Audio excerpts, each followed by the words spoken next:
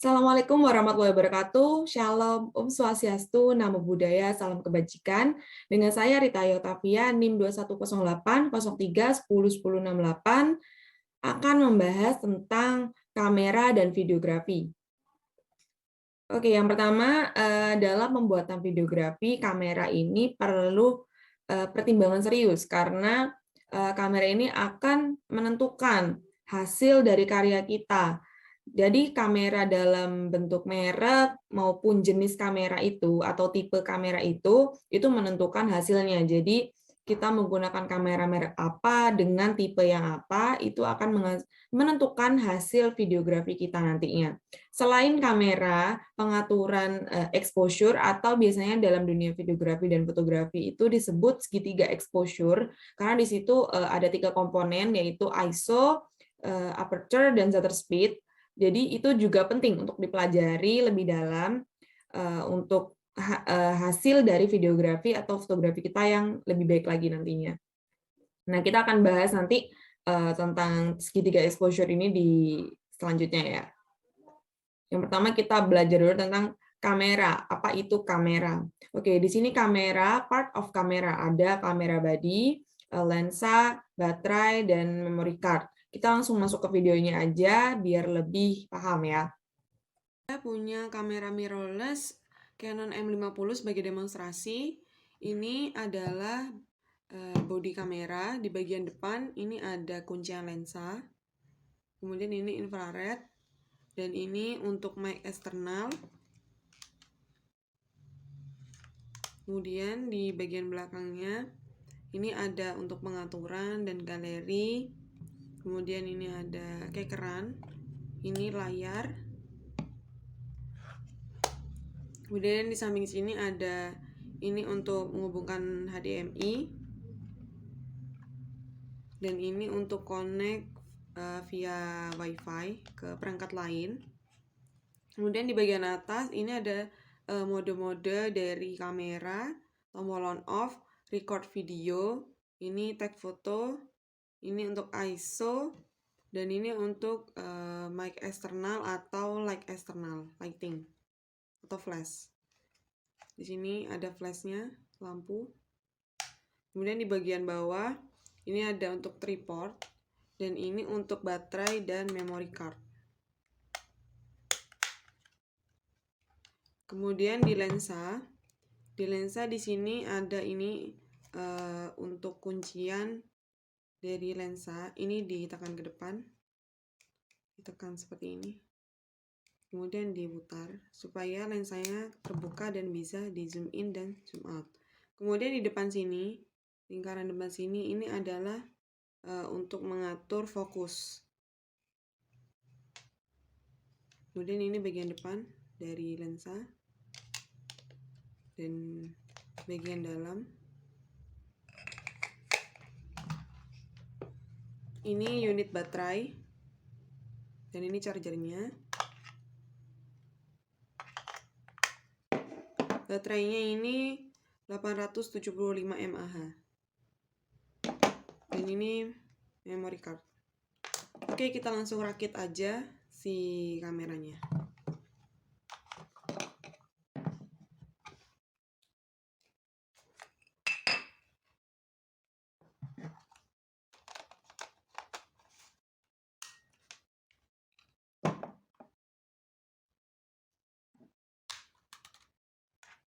Nah, ini untuk memory card biasanya yang ada gambar ini menghadap ke depan.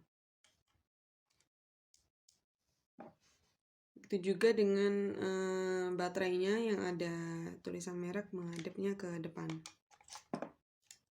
Nah, cara melepasnya, ini cara pasangnya tinggal tekan aja. Baterai sama memorinya tinggal tekan.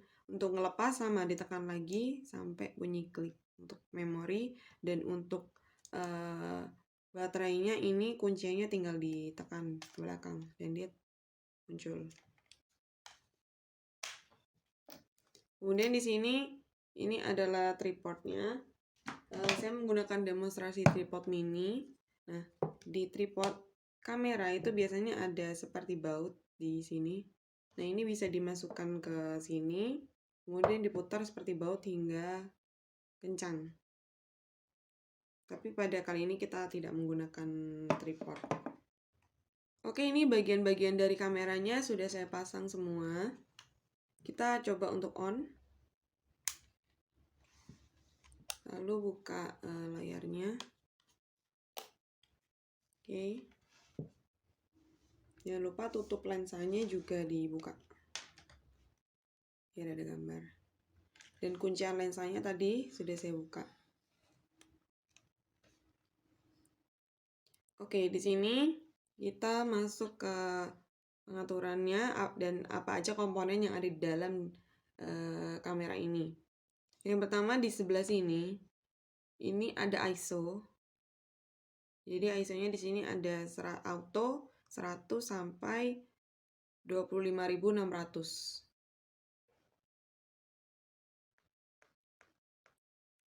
Kemudian di sini ada shutter speed.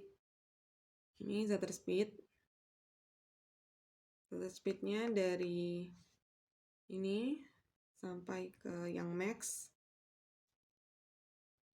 Kemudian di sini ada F number. Ini F number.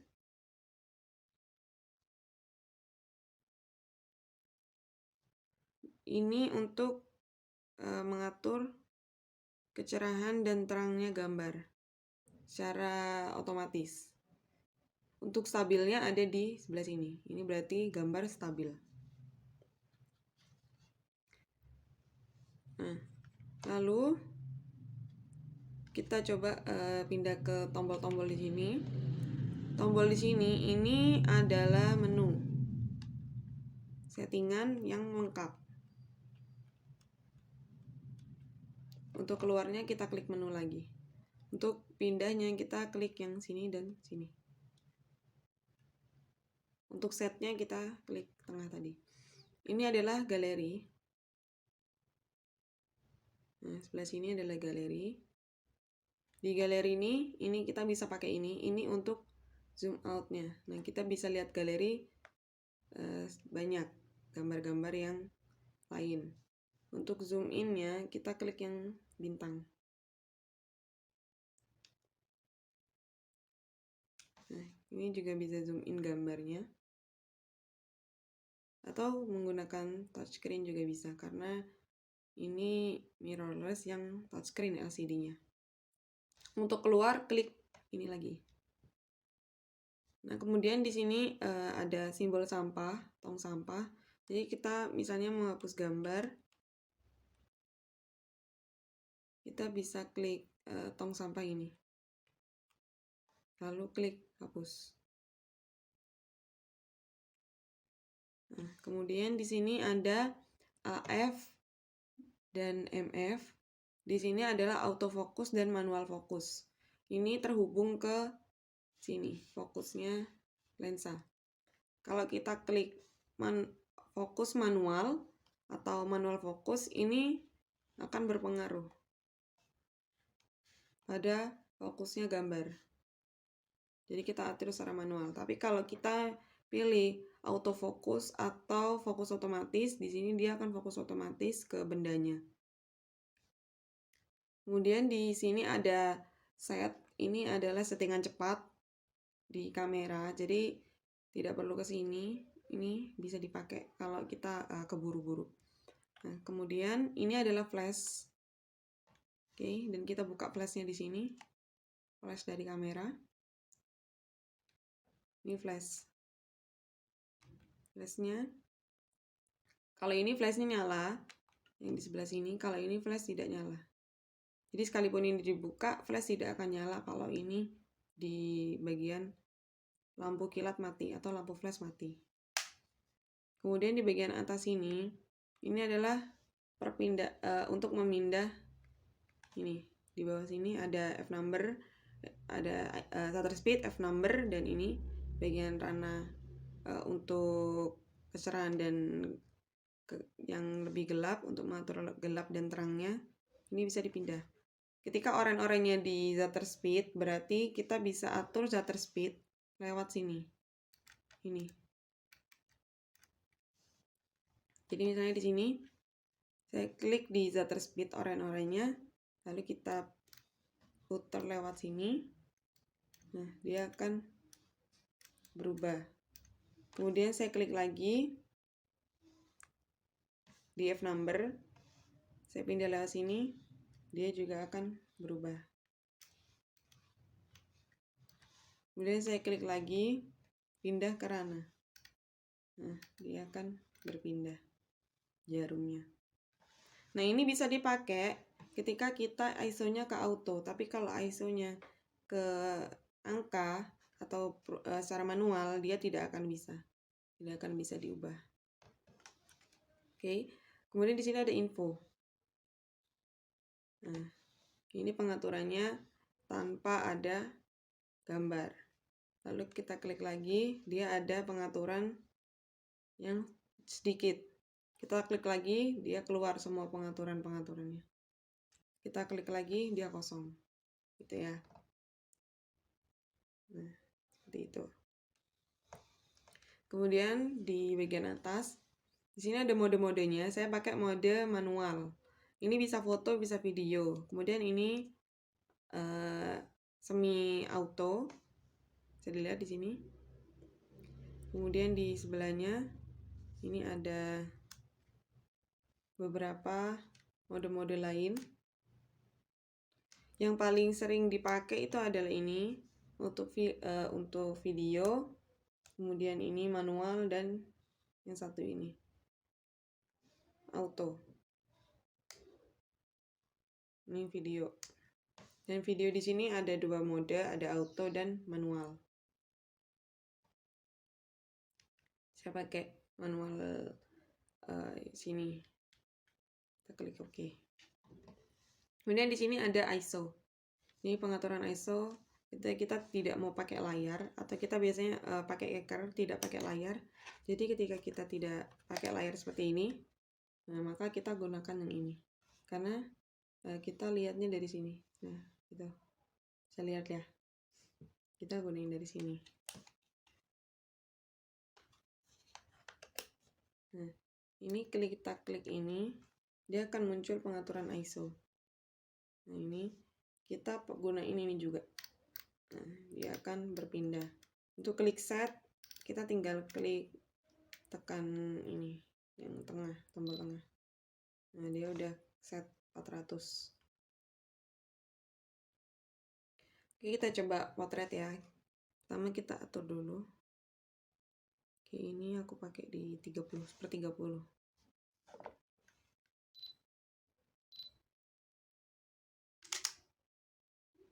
Nah, seperti itu. Jadi kita langsung klik ini untuk foto. Untuk video kita klik ini. Nah, maka dia akan record. Ada tanda merah di sini. Dan ini menitnya jalan. Untuk matiin kita klik lagi. Nah, dia akan langsung otomatis save dan lihat di galeri. Itu.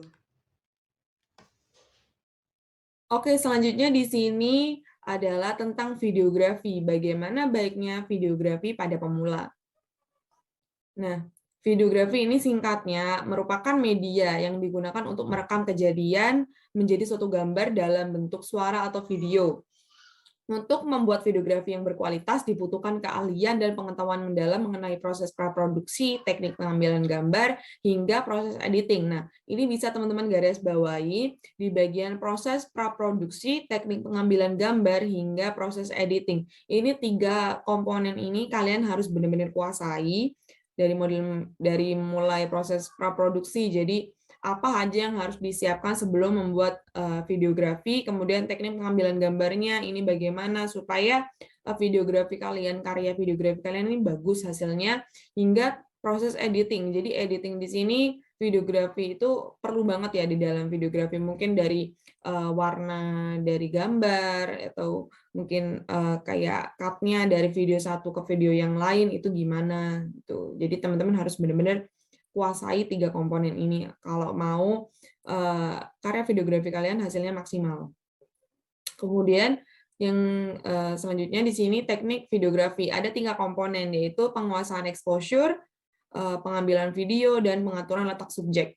Oke, di sini yang pertama penguasaan exposure. Exposure yang aku bilang tadi, ya, atau segitiga exposure tadi ada ISO, aperture, sama shutter speed. Itu harus dikuasai betul. Jadi dalam pengaturannya itu ada keseimbangan. Jadi ISO berapa, aperture berapa, aperture itu f number, terus atau f number gitu, dan shutter speed-nya itu berapa. Jadi mereka harus ada keseimbangan. Nanti kita akan bahas di next ya. Untuk lebih dalamnya tentang exposure ini. Kemudian ada pengambilan video. Pengambilan video ini bisa ada, saya tahu ada dua, yaitu standing dan movement. Nah, kalau standing ini kayak contoh gambar di sebelah ini standing, dia stand menggunakan tripod. Kalau movement dia biasanya seperti gerak tapi smooth. Nah, di sini intinya tidak boleh ada shaking atau getar atau tremor. Nah, biasanya kalau standing supaya menghindari shaking itu atau tremor atau getar tadi itu di dalam videonya, ini menggunakan tripod. Jadi dia tetap stand. Hasil videonya tidak getar gitu ya. Yang mana nanti hasilnya blur gitu. Itu akan membuat video kita jadi jelek nanti ya, karya videografi kita. Kemudian kalau movement itu biasanya menggunakan stabilizer, bantuan stabilizer. Jadi dia lebih ringan, lebih kecil daripada tripod dan bisa dipindah-pindahkan. Di situ ada movement. Jadi kalau movement itu menghindari boring. Jadi misalnya objeknya diem. Ketika objek diam itu akan boring biasanya gitu loh. Kalau objeknya tidak banyak gerak. Jadi di situ kameralah yang bekerja untuk bergerak gitu ya, untuk bergerak supaya tidak ada boring di dalam video itu di saat scene itu. Kemudian di sini ada pengaturan letak subjek. Nah, seperti contoh gambar yang saya taruh di sini, ini adalah untuk fotografi ya, tapi bisa juga digunakan untuk videografi. Nah, dari video ini kita bisa tahu kan, si kakaknya ini, masnya ini, dia lagi ngevideoin orang yang di depan itu objek yang di depan. Kayak memang blur, tapi kelihatannya sepertinya orang ya. Kita anggap aja dia orang gitu ya. Ini masnya lagi ngevideoin orang gitu. Nah, letak subjek di sini. Coba aja kita potong ini. Kita potong di bagian depan, di bagian objek yang masnya rekam ini, dan kita pilih untuk ambil di belakangnya masnya. Padahal di belakangnya mas ini nggak ada apa-apa. Yang ada objeknya malah di depannya dia. Nah, kita memang tahu kalaupun kita ambil di bagian belakangnya daripada bagian depannya, kita memang tahu di masnya ini lagi ngevideoin, tapi ngevideoin apa? Kurang jelas ya. Nah, kalau kita ambilnya di depan dia, kita tahu oh dia sedang ngevideoin suatu objek gitu ya. Misalnya kalau objek ini mungkin lebih jelas, mungkin manusia gitu. Oh kita tahu dia lagi ngevideoin manusia. Tapi kalau kita tidak ambil objek bagian depan ini, kita jadi kurang paham dengan arti dari gambar ini gitu loh. Jadi peletakan subjek ataupun objek di sini tuh penting banget. Jadi penonton jadi lebih ngerti gitu ya. Yang nonton lebih ngerti, yang ngelihat juga lebih ngerti, oh artinya ini tanpa perlu dijelaskan. Nah, kemudian kita masuk ke jenis kamera. Nih ya. Ada 6 jenis kamera. Di sini pertama ada kamera film. Kamera film ini biasanya digunain dulu tuh kayak tahun 90-an gitu ya, dan masih 2000-an awal tuh masih ada yang pakai. Karena aku umur tahun 2008 itu di TK kalau nggak salah, di Taman Kanak-Kanak itu masih pakai kayak gini, masih pakai film. Jadi waktu aku foto itu dikasih kayak lembaran kecil gitu, lembaran film.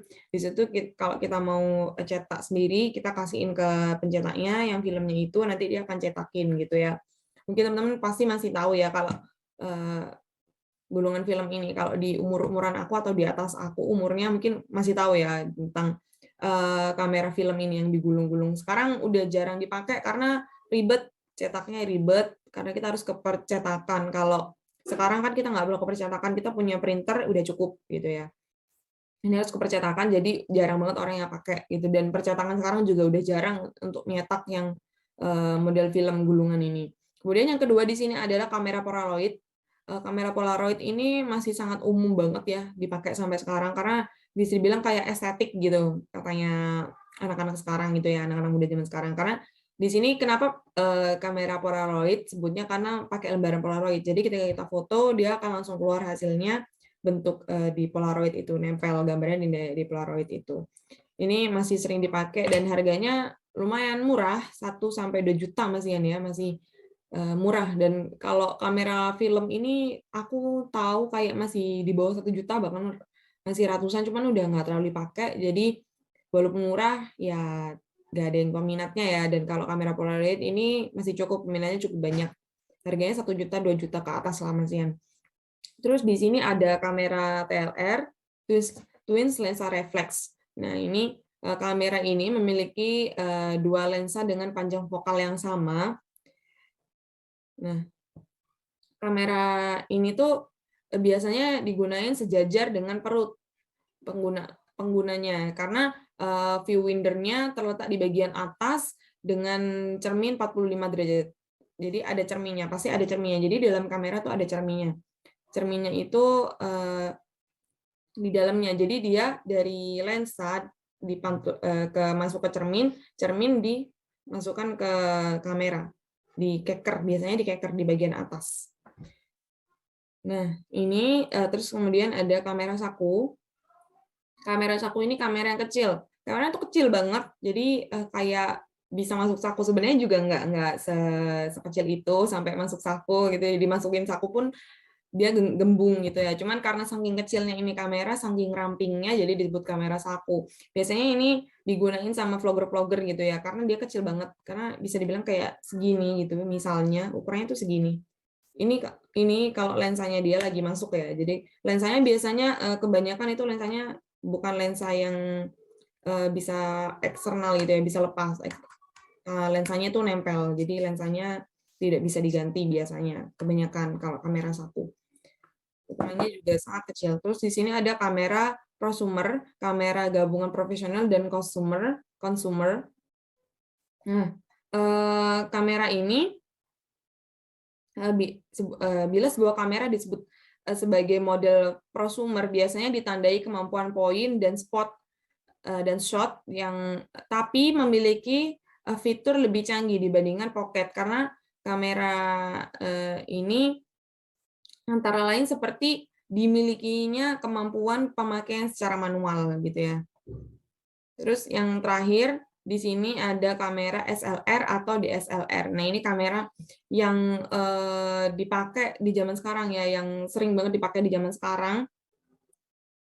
Kamera ini kalian udah tahu lah ya, kalau kalian misalnya lagi photoshoot gitu ya, untuk album sekolah atau biasanya di pernikahan gitu ya, di kondangan gitu, kita kan di foto ya. Nah, fotografer itu biasanya pakai kamera DSLR ini. Kamera yang udah sampai sekarang tuh dipakai karena memang hasilnya bagus banget ya.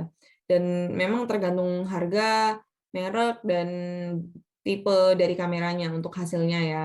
Itu benar-benar berpengaruh banget. Oke, selanjutnya di sini kita masuk ke merek ya. Di sini ada merek Canon EOS RP. Di sini ini sebenarnya di sini keunggulan spesifik, tapi juga bisa digunakan untuk keseluruhan universal dari merek Canon gitu ya. Ukuran compact dan ringan, dilengkapi layar sentuh LCD, teknologi fokus otomatis canggih, koneksi Wi-Fi dan Bluetooth. Nah, sebenarnya hampir semua Canon itu kayak gini. Jadi ukurannya Canon tuh enak gitu loh dipegang dan dia ringan banget. Jadi kalian nggak akan terlalu capek untuk pakai Canon ini untuk hunting gitu ya, untuk photoshoot yang di luar yang lama gitu. Terus layarnya pasti layar sentuh LCD touchscreen. Kemudian teknik fokus otomatis canggih, fokusnya cepat banget. Ini kayak semi auto gitu loh. Jadi kamera ini sekalipun pakai manual pun masih bisa semi auto gitu ya.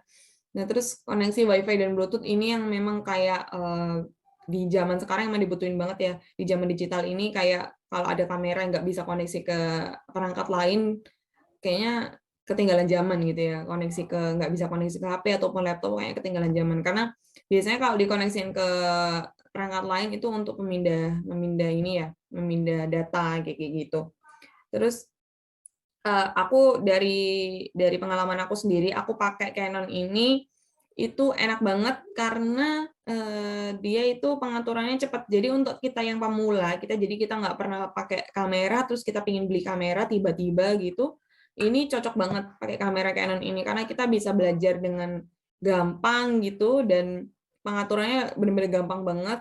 Kayak yang tadi di demonstrasi itu bisa kalian lihat itu benar-benar gampang segampang itu gitu. Kalau mungkin pakai aku demonstrasiin pakai kamera lain mungkin akan lebih susah ya. Beda mungkin agak ada bedanya.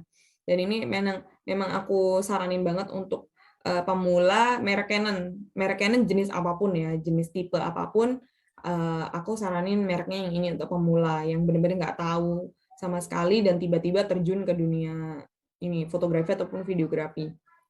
Terus yang kedua di sini ada Nikon D5600. Nah, ini ukuran file yang lebih kecil, waktu upload singkat dan kualitas video bagus. Expert Expeed 4 image processor, 4 image processor, video time lapse dengan fitur tersendiri di kamera ini, koneksi WiFi dan Bluetooth.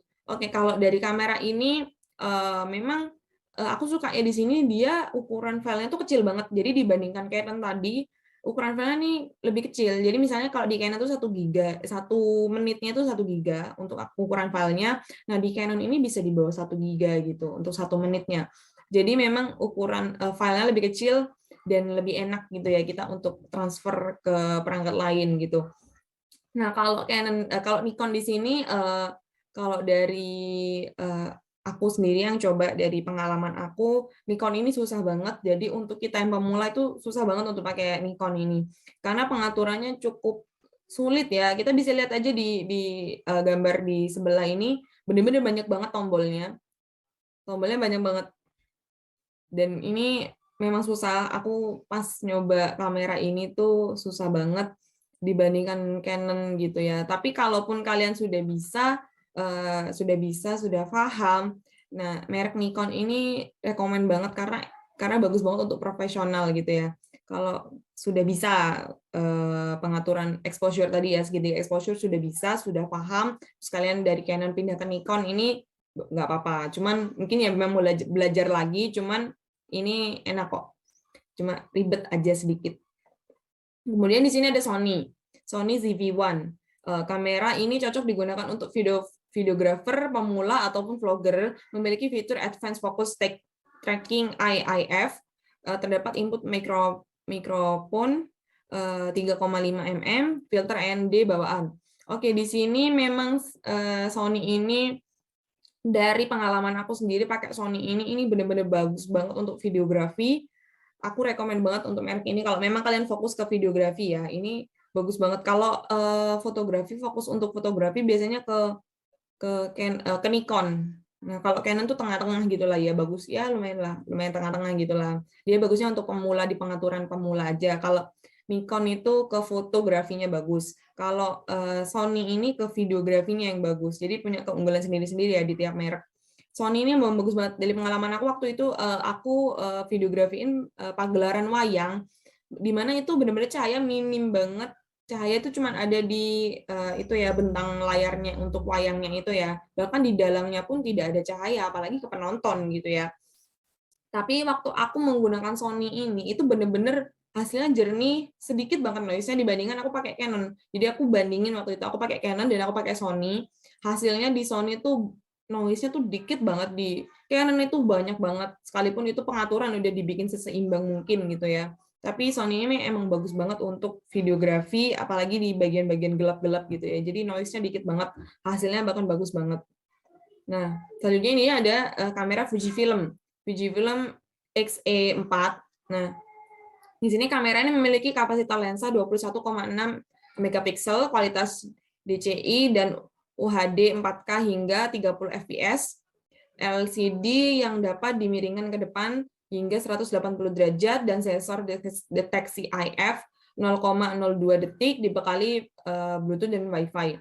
Oke, Fujifilm ini kalau dari pengalaman aku pakainya dia memang kualitasnya jernih banget. Tapi kalau menurut aku Fujifilm ini tuh kalau profesional kurang ya, karena dia kurang garang gitu loh. Jadi dia memang cocoknya untuk kita yang suka jalan-jalan dan suka foto-foto gitu, terus diabadikan di Instagram gitu ya misalnya, yang ini cocok. Tapi kalau untuk profesional biasanya kurang garang gitu loh, kurang garang hasilnya. Dan pengaturannya juga kurang.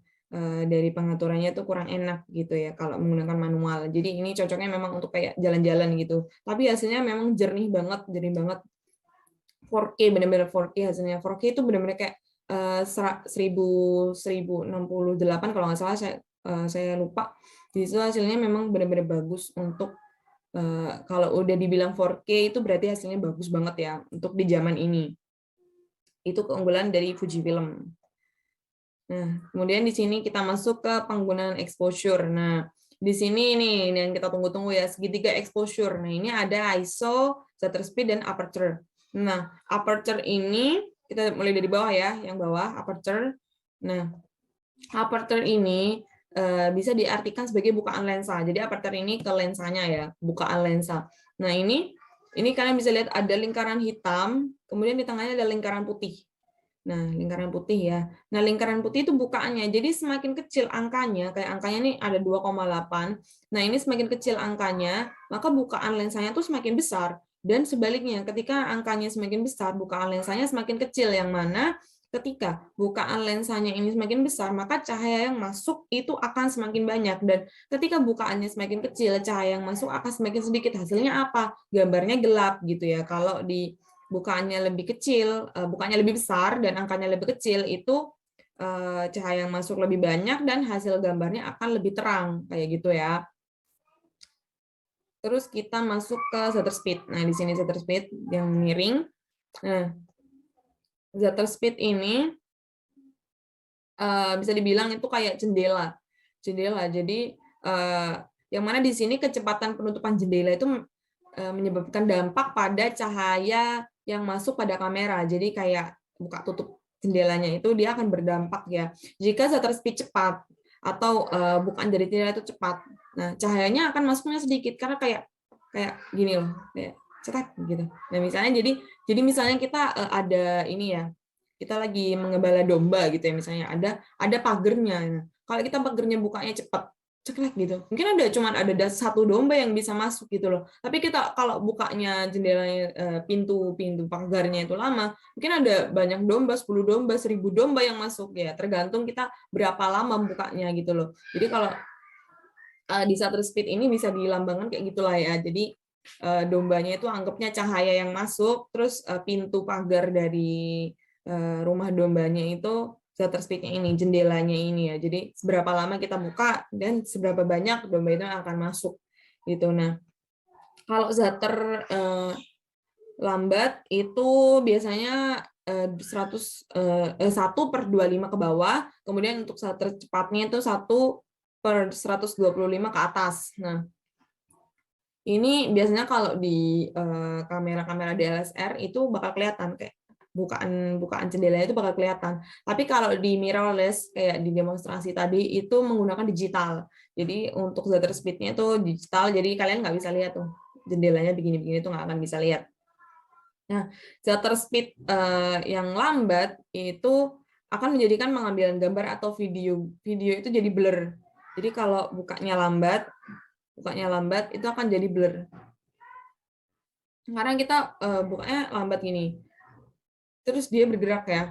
Jadi objeknya bergerak, kita bukanya lambat, dia akan biasanya hasilnya garis, kayak garis gitu. Kayak garis. Kalau kita cepat, sekalipun itu jalan ya, bergerak gitu objeknya, itu dia akan tetap jelas gitu. Misalnya kayak gini deh. Kalau shutter speed-nya itu cepat, biasanya itu digunakan untuk misalnya balapan motor GP. Nah, itu menggunakan shutter yang cepat. Nah, kalau shutter yang lambat, itu biasanya kita kalau pingin hasil gambarnya kayak kita pernah lihat ya, foto jalanan malam, terus ada lampu-lampu motor yang cuma kelihatan garisnya aja. Nah, itu biasanya menggunakan shutter yang lambat. Terus di sini kita masuk ke ISO. ISO itu adalah tingkat sensitif sensor dari cahaya. Jadi semakin tinggi sensor dari cahaya ini, maka akan menjadikan gambar semakin noise atau bersemut atau bintik-bintik gitu ya. Jadi kita misalkan itu ISO itu adalah pasukan semut gitu ya, pasukan semut. Kalau kita pakai ISO 100 berarti pasukan semut kita hanya ada 100. Kalau kita pakai ISO 6400 maka pasukan semut kita ada 4600. Nah, yang mana 100 sama 6400 ini jauh bedanya ya. 100 ini lebih sedikit, maka semutnya tuh kelihatan nggak terlalu kelihatan, tapi kalau semutnya ada 6.400, berarti semutnya banyak banget, maka akan ada bintik-bintik yang banyak banget gitu ya. Kalau di 100 ini bintiknya sedikit gitu ya. Nah, oh ya tadi di bagian aperture saya lupa. Aperture ini juga menentukan bokeh. Bokeh itu kayak blur bagian belakang. Jadi objeknya jelas, misalnya saya objeknya jelas dan belakang saya ini blur gitu ya. Belakang saya ini tidak terlalu kelihatan, blur kayak di fotonya Mas tadi. Kita coba balik lagi ke depan. Oke, di sini. Nah, ini hasilnya ini disebut bokeh ya. Jadi objeknya Mas ini dia jelas dan di background-nya dia di belakang itu blur. Itu namanya bokeh ya. Kita balik lagi ke ini. Nah, di aperture ini menentukan bokehnya tadi itu. Bisa dibilang bokeh itu tadi. Untuk lebih jelasnya kita coba untuk praktek ya sedikit untuk beberapa ruangan. Jadi ada ruangan yang di dalam ruangan dengan cahaya yang minim, kemudian di dalam ruangan dengan cahaya yang cukup, dan di luar ruangan dengan cahaya yang full. Kita akan coba di video. Oke, ini saya di dalam ruangan dengan cahaya yang minim, tapi mungkin di mata manusia ini cukup ya udah nih ya. Tapi kalau di kamera ini cahayanya minim sekali. Oke, kita coba dengan settingannya. Di sini ISO-nya saya pakai 400, f number-nya 3/5, 3.5, shutter speed-nya 1/30. Kita coba untuk pakai infrared dulu, kita sesuaikan. Nah, ini hasilnya di sini masih -2. Hasilnya masih -2, berarti kita coba ISO-nya naikin ke 800. Coba lagi. Nah, itu jadi -1, berarti masih kurang terang lagi. Kurang stabil dia. Aku pakai di 1/50. Shutter speed-nya karena f number-nya udah max. Malah makin gelap.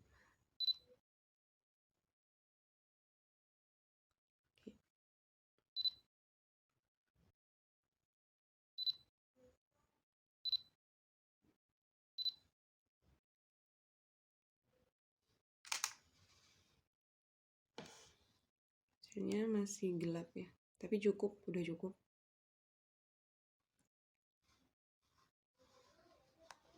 Nah, kalian bisa sesuaiin di sini, tapi kalau memang sudah tidak bisa sampai di titik tengah, itu tidak apa-apa karena di sini ISO paling max yang saya pakai biasanya itu 1600. Ini pun sudah banyak noise biasanya. Kita coba ini pas ya di angka tengah di 0. Nah, nih. Kita coba apakah banyak noise atau tidak. Ya, ini bisa dilihat ini. Ini kelihatan banget banyak noise-nya di sini. Banyak noise-nya karena ISO-nya tinggi. Tapi hasil gambarnya dia pas kecerahannya. Dibanding ini lebih gelap, lebih terang dengan ISO yang 800 dan 1600. Dengan shutter speed dan f number yang sama. Oke, ini tempat yang kedua, cahayanya cukup banyak, tapi ini di dalam ruangan. Kita akan coba untuk settingannya. Settingannya masih tetap yang tadi ya, jadi kita ubah dulu. Nah, ISO-nya kita turunin karena tempatnya lebih terang. Aku pakai di 800. F number-nya di sini berubah jadi 4,0. Kemudian shutter speed-nya aku turunin jadi ke 30. Kita coba foto dulu. Oke, nih hasilnya.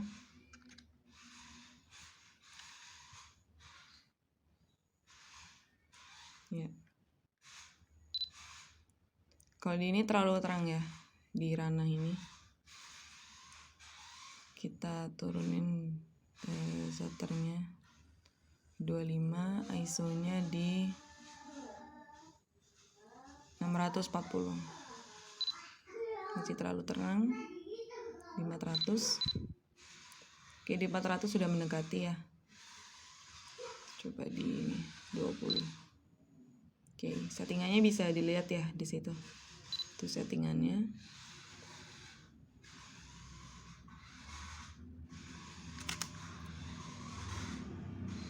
Nah, itu hasilnya. Terlalu terang sedikit, f number-nya saya naikin jadi 4 4,5. 4,5 kita coba dulu. Terlalu terang, kita coba di 5,6. Oke, sudah cukup mendekati.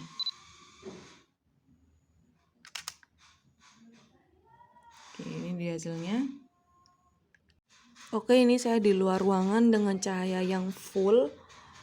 Kita coba ke settingan kameranya. ISO-nya aku turunin ke 100. Kemudian ini f-number-nya kita coba naikin dulu di 6,3. Coba kita, nah ini udah pas ya, pas di tengah. Kita langsung fokusin dan spread. Oke, ini dia hasilnya. Ini dibandingkan ini yang di dalam ruangan yang sudah pas. Lalu ini yang di dalam ruangan minim cahaya, ini yang pas. Bisa dilihat perbedaannya ya.